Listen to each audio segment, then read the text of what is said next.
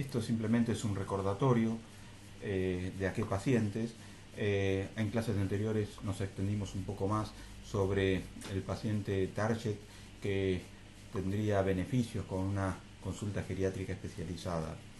Pero es importante saber que aquel paciente mayor de 70 años que tenga comorbilidad o que tenga cronicidad avanzada, con daños o con secuelas, o la presencia de síndromes geriátricos, que tenga demencia o deterioro cognitivo, o que hayan tenido síndrome confusional en la internación, eh, bueno, son pacientes que se pueden beneficiar con una valoración geriátrica eh, hecha por nosotros.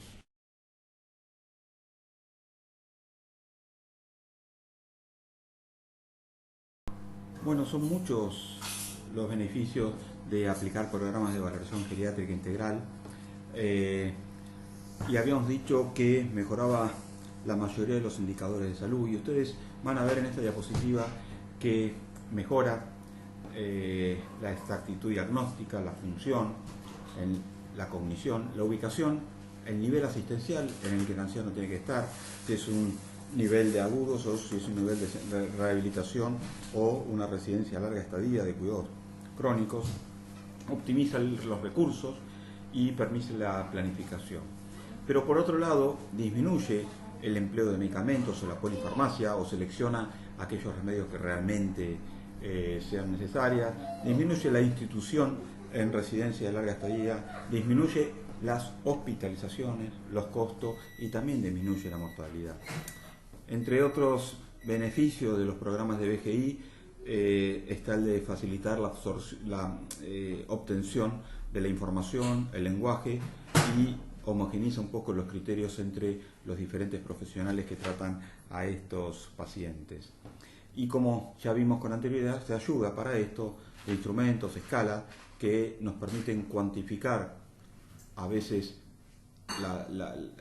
en forma objetiva, válida y reproducible los datos relativos a las diferentes esferas evaluadas, que a veces son un poco subjetivos.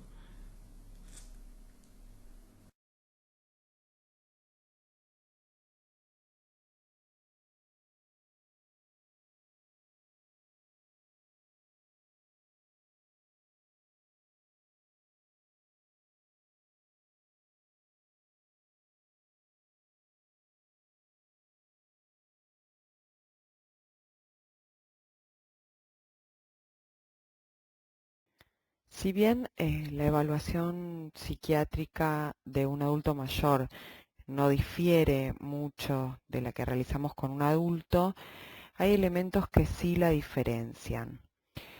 En general las entrevistas son más prolongadas porque los adultos mayores tienen más antecedentes por el solo hecho de haber vivido más, tienen más procesos mórbidos, más procesos vivenciales, por lo cual es muy probable que una sola entrevista no sea suficiente para completar una evaluación. Otra diferencia es que al menos la mayoría de las veces el paciente tiene más edad que el médico o médica que lo asiste, con lo cual no comparte la experiencia personal de haber vivido ese momento evolutivo. Entonces, podrá comprender cuestiones que el paciente le refiera, pero no podrá covivenciar con él sus relatos. Respecto a la edad, es importante aclarar que no podemos asumir que existe un déficit sensorial por la edad, entonces usar un tono de voz elevado. Tampoco podemos asumir que el paciente tiene nietos y entonces llamarlo abuelo. La regla fundamental, al igual que con cualquier paciente, es mantener el respeto hacia el individuo. Más allá de la edad, es entrevistar al paciente a solas. Muchas veces sucede que el acompañante se empeña en intervenir o corregir al paciente. No hay que olvidar que el foco de nuestra atención es el paciente, aun que sea un paciente que tenga una demencia avanzada. De acuerdo al motivo de consulta, el tiempo que pasamos con el paciente a solas puede abarcar casi toda la consulta o reducirse a unos pocos minutos. Pero este encuentro se tiene que dar siempre. Otro punto que diferencia a la entrevista psicogeriátrica es el lugar. Porque si bien muchas consultas se realizan en el consultorio, aparecen otros escenarios, como el domicilio, el hospital o las residencias geriátricas.